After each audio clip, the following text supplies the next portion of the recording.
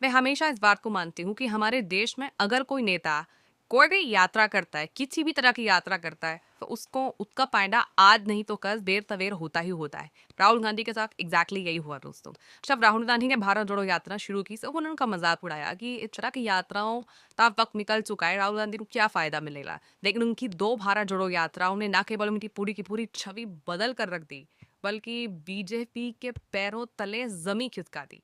अब मैं आपको बताने वाली हूँ दोस्तों, भारत जोड़ो यात्रा के बाद राहुल गांधी की उस यात्रा के बारे में, जो है तो बड़ी छोटी, भारत जोड़ो यात्रा नहीं है वो, लेकिन राहुल गांधी नहीं पूरी की पूरी कांग्रेस पार्टी के बारे में आड़े यात्रा कर सकती है और बीजेपी के माथे पर बल इस यात्रा में क्यों ला दिया है।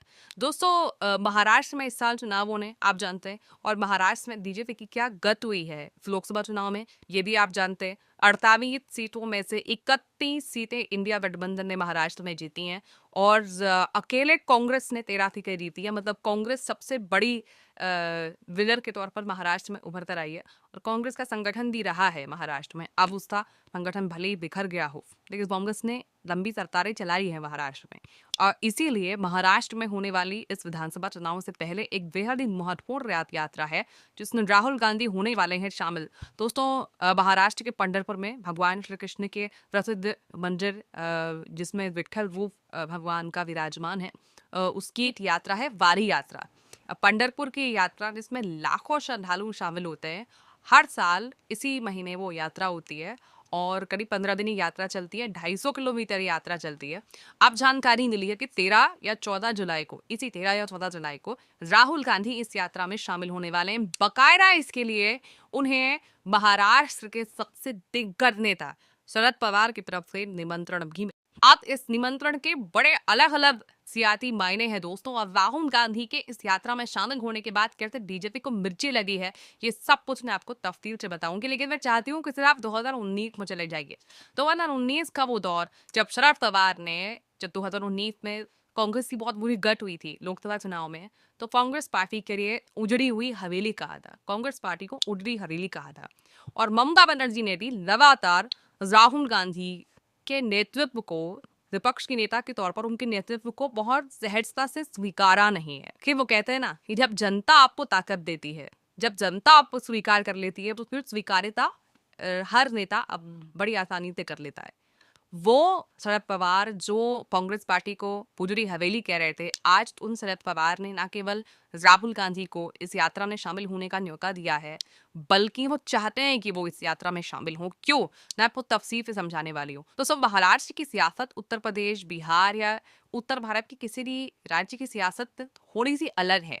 महाराष्ट्र में दलित उत्थान, समाज सुधार और विकासशील हिंदू एक बहुत बड़ी तादाद में, और वहाँ दलित उत्थान और विकासशील समाज शुरुआत से ही रहा है।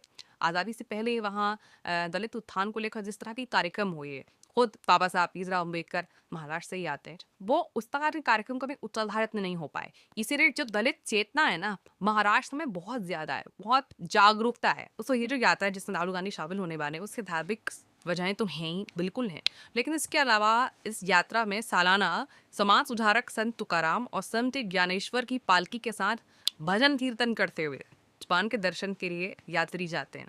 और ये जो दो नाम हैं, समाज सुधारक संत तुकाराम और संत ज्ञानेश्वर, इनको लेकर एक बहुत ज़्यादा सामाजिक चेतना है, और वो चेतना बहुत हद तक राहुल गांधी से कनेक्ट करती हुई दिखी इस पूरे के पूरे चुनाव में। जब राहुल गांधी ने चुनाव में हाथ में संविधान की किताब लेकर लोकसभा चुनाव की अलग अलग रैलियों में संबोधित किया लोगों को और कहा कि हम संविधान पर आंच नहीं आने देंगे, वो पिछड़ों की बात करने लगे, वो दलितों की बात करने, तो लोगों ने मजाक उड़ाया थे संविधान कैसे मुद्दा बन सकता है, संविधान के नाम पर कैसे वोट मिल सकता है। लेकिन वोट मिला, ना केवल वोट मिला बल्कि बीजेपी की उत्तर प्रदेश ने जमीन की तरफ थी।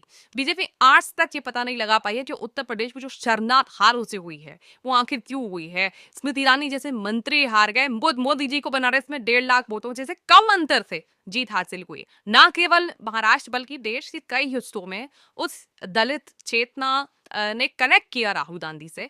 दोस्तों, महाराष्ट्र की राजनीति के पुरोधा शरद पवार भी मान रहे हैं कि मराठा, दलित और मुस्लिम, अगर ये 3 वोट बैंक महाआघाड़ी के साथ या इंडिया गठबंधन के साथ महाराष्ट्र में जुड़ जाते हैं तो फिर इंडिया गठबंधन की सरकार आने से दोबारा कोई नहीं रोक सकता महाराष्ट्र में। बड़ी बात यह है दोस्तों कि जब भारत जोड़ो यात्रा दोनों बार महाराष्ट्र से होकर निकली थी राहुल गांधी की, तो उसका फायदा भी मिला है महाराष्ट्र में, न केवल कांग्रेस पार्टी को मिला है बल्कि इससे सहयोगियों को भी मिला है। तो हर लिहाज से न केवल धार्मिक कारणों के लिए राहुल गांधी की यात्रा महत्वपूर्ण है बल्कि सामाजिक और राजनीतिक कारणों के लिए भी उनको उनको काफी कुछ यात्रा दे सकती है। यहाँ पर इस बात पर भी गौर किया जाए दोस्तों कि राहुल गांधी ने लोकमान्य भगवान शिव की तस्वीर हाथ में लेकर जिस तरह की बातें बोली उसका काफी विरोध किया गया। मोदी जी को 2 बार खड़ा होना पड़ गया। मोदी जी खड़े होकर कहने लगे कि सारे हिंदू समाज को आप हिंसक नहीं कह सकते। राहुल गांधी ने उसी बात कह दिया कि हिंदू समाज से आपने ठेका नहीं ले रखा है। उसको लेकर बीजेपी काफी नाराजगी जाहिर कर रही है और बीजेपी ने राहुल गांधी की इस यात्रा का भी विरोध किया है कि हिंदू विरोधी बयान देने वाले राहुल को इस यात्रा में शामिल होने का कोई अधिकार नहीं है, उनको यात्रा पर शामिल नहीं होना चाहिए। तो आप समझना है बीजेपी बोलेंगे राहुल गांधी की यात्रा में शामिल होने की बात असहज कर रही है। Rahul Gandhi ne driverly like pas on our fiables but tanzefti korpart wo eens gay feit de level permanent vi models की दर्ज करा मिकिन बहाव हनुमान मंदिर भी गए बुदावन वंदी बात पर समझ रहे हैं कि जिस तक हिंदुत्व वो बात करते वो केवल बात से नहीं होता, उन पर वमीपन फो ताबना होगा। और महाराष्ट्र ने पंदरपुर यात्रा बहुत ही महत्वपूर्ण यात्रा, बहुत ज़्यादा महत्वपूर्ण यात्रा। अतः उसने राहुल गांधी करम बैंड दिलाते हुए अपने सहयोगियों के साथ चलते हैं तो इससे कई मैसेज एक साथ साबने की वो सफल होते हैं। सबसे पहला मैसेज ये फ्लॉप पर की वो बात करते हैं। तिफलें बनत भी हैं जिस दफे फ्री जाती के लोग भी हैं और इसने वन ऑफ भी हैं जो बीजेपी के हिंदू पे अपने आप को कनेक्ट नहीं करते हैं। ऐसी माने है बेस बहुत बड़ी आबादी है इन लोगों की जो बीजेपी के वो फिर बीजेपी की दिन वाली क्वार्टर से तनत मनी करती है ब्लू स्टॉप और सब फिर मनाती हूँ सनोबियो que sweeter fam humility. Chap alarm ko bulare. Ravan bande vati after farange so the fel the fafrium katatul. Yam kid repeal this hanstani. To vami fact Ravan Gandhi ka is vaster still savna. If yaka में शामिल होना यात्रा में जितनी दफ्त उपैर सेनेंगे लड़ा पावन के पावन नोम भूलेंगे सो सबसे महत्वपूर्ण मीडिया कवरेज मिलेगी। महाराष्ट्र में जो 30 लोकल चैनल्स हैं, अखबार हैं, इस या फिर आपको बहुत बड़ी कवरेज मिलती है क्योंकि बहुत बड़ी खबर के लोग इसमें जुड़ते हैं। जब राहुल गांधी या पर शामिल होंगे तो नेशनल मीडिया की कवरेज मिलेगी और जब नेशनल मीडिया की कवरेज आपको मिलती है तो उस पर फिर आप नई दिलचस्पी जो फरात रिश्ते दर फॉलो करने चाहिए। अब राहुल गांधी की रणनीतियों को लेकर चर्चा होगी, राहुल गांधी की राजनीति को लेकर चर्चा होगी, चर्चा होगी महाराष्ट्र की राजनीति को लेकर।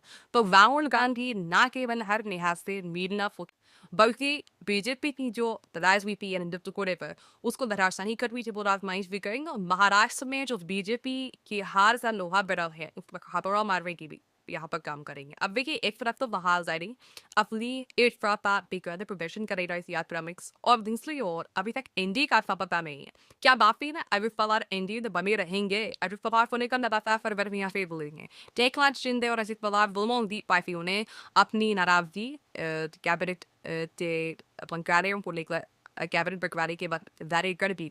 तो एनडीए के अंदर भी पासो पे ये दुकों दे पीस विकिए जिसने लोकल सनाओ ते बालांसी और इंडिया बंटवारे den या महाबारी महाराष्ट्र एक फुटता बिठाइन दी जाए वो भी एम्बट द पुछ महीने के अंदर महाराष्ट्र में विधानसभा चुनाव हो जाएंगे।